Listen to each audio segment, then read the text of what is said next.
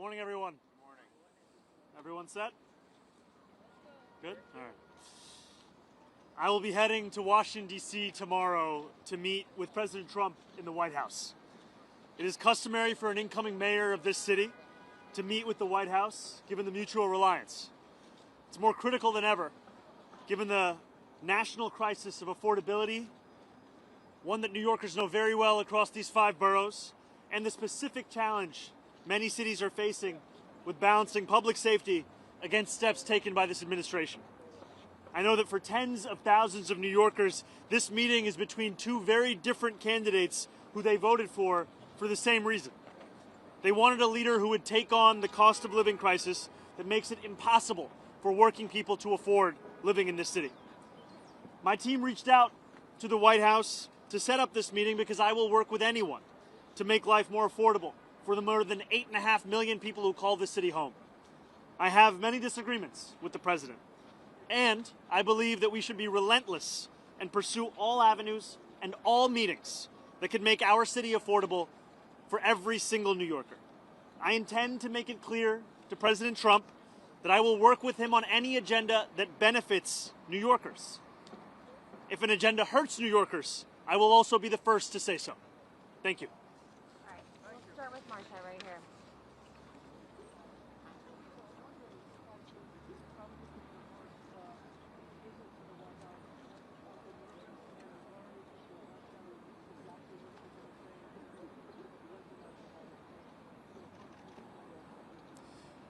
This is an opportunity to make the case for New Yorkers.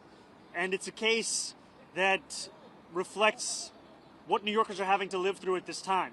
When we speak about an affordability crisis, we're speaking about 1 in 4 New Yorkers living in poverty, 1 in 5 struggling to afford $2.90 to ride the bus. New Yorkers for whom the daily acts of life are becoming increasingly harder to afford.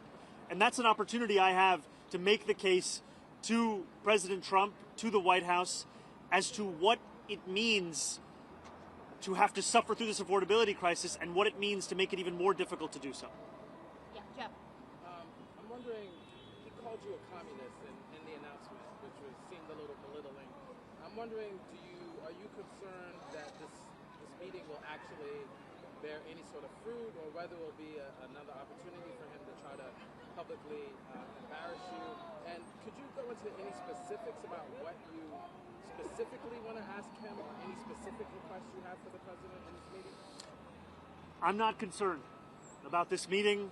I view this meeting as an opportunity for me to make my case. And I'll make that case to anyone, frankly, as we've been doing over the course of the campaign, and now as I will be the next mayor of this city. It behooves me to ensure that I leave no stone unturned in looking to make this city more affordable. And this is a meeting where I look forward to speaking about the affordability agenda, public safety, and economic security for each and every person that calls the city home. Yeah, Liz.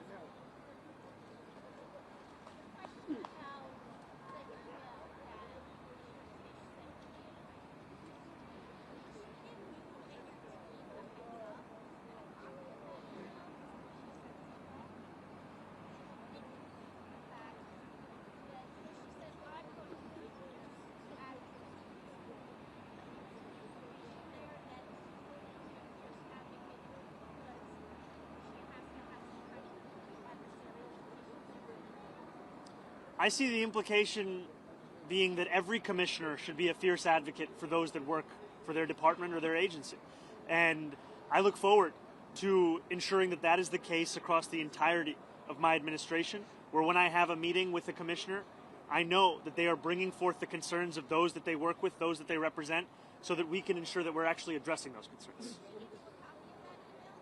No, this was not a copy of an email that we needed because, frankly, we've been having discussions about the agenda that we share, and I'm not looking to micromanage every single person that works for me. I'm looking to trust them to do their job and know that ultimately I'll be responsible for the work that they and everyone in my city hall does. Holly.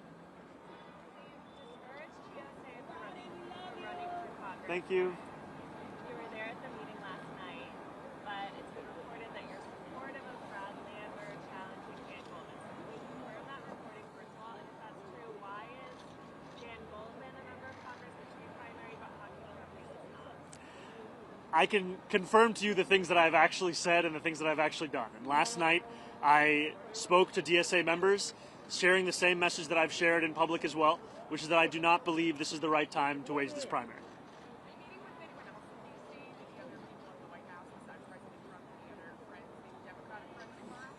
Right now, my plans are to meet with the president and make the case. As soon as I have any more information, I'll share it.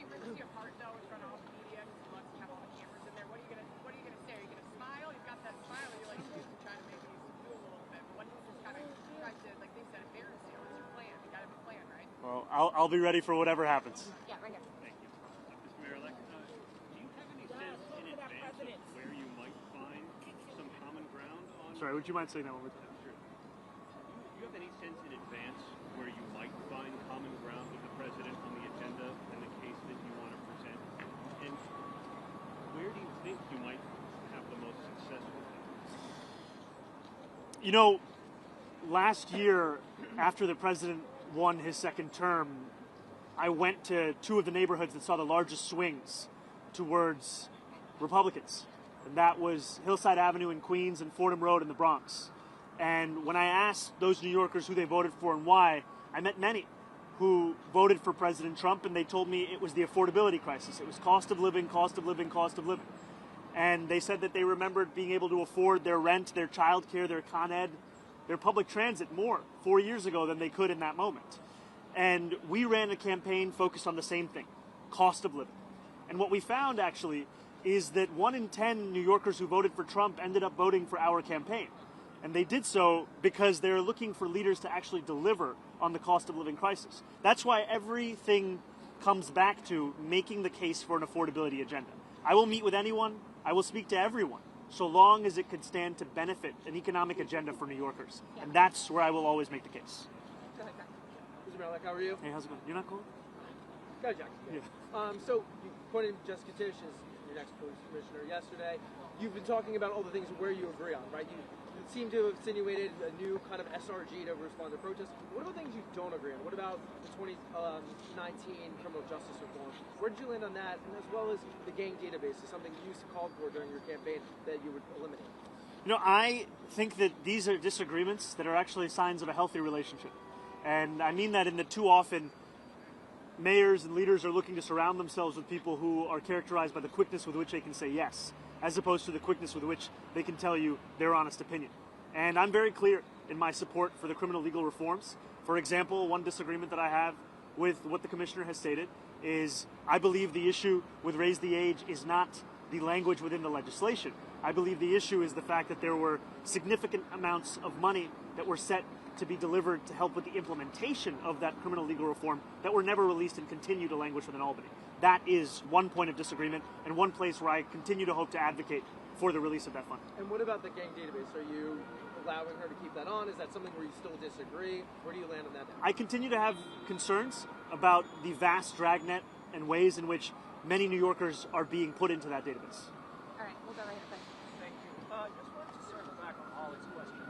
Are you saying that you're discouraging any DSA candidates, any progressive Democrats challenging Democratic incumbents in the House next year, number one? And then on something having to do with the PE2, yesterday it sounded... Can I do the first one and then you go? Sure. Yeah. I spoke specifically about the race that was being considered yesterday, which is New York 8. So you're not discouraging others? This was not a sweeping statement. This was specific. Got it. On PD, yesterday, after you announced Jessica Tisch as your police commissioner, it sounded like you're second-guessing letting the CCRB have full control over Officer of this. What changed there? Why do you all of a sudden not want to wrestle control over the What I've said is that my focus is on delivering immediate steps towards accountability. The CCRB is tasked with that accountability. And right now, we are seeing that petty politics and budget battles have rendered it all the more difficult for them to deliver that. In 2024, lack of funding led to the CCRB dropping at least 700 cases. And I've heard estimates from others that the number is actually, in fact, higher than that.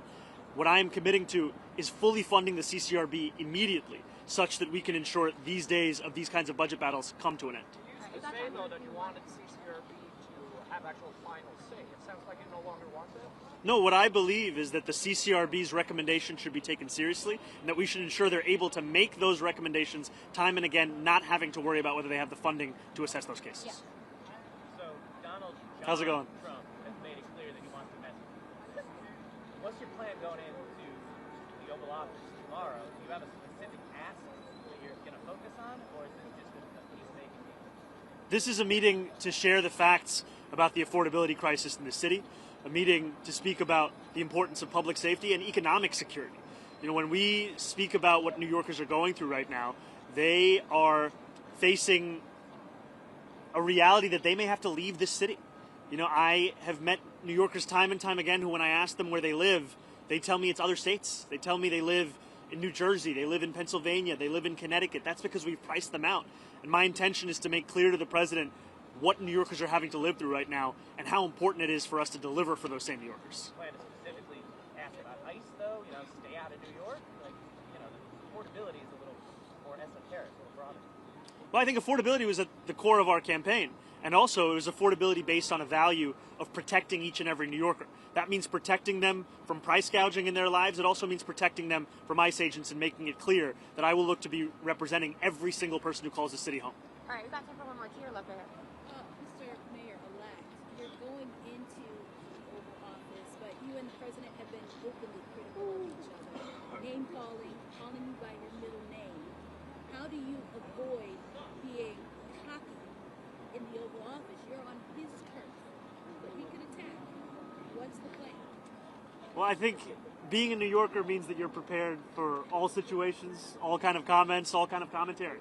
And at the end of it, the focus has to be, what's the case that you're making? Why are you there?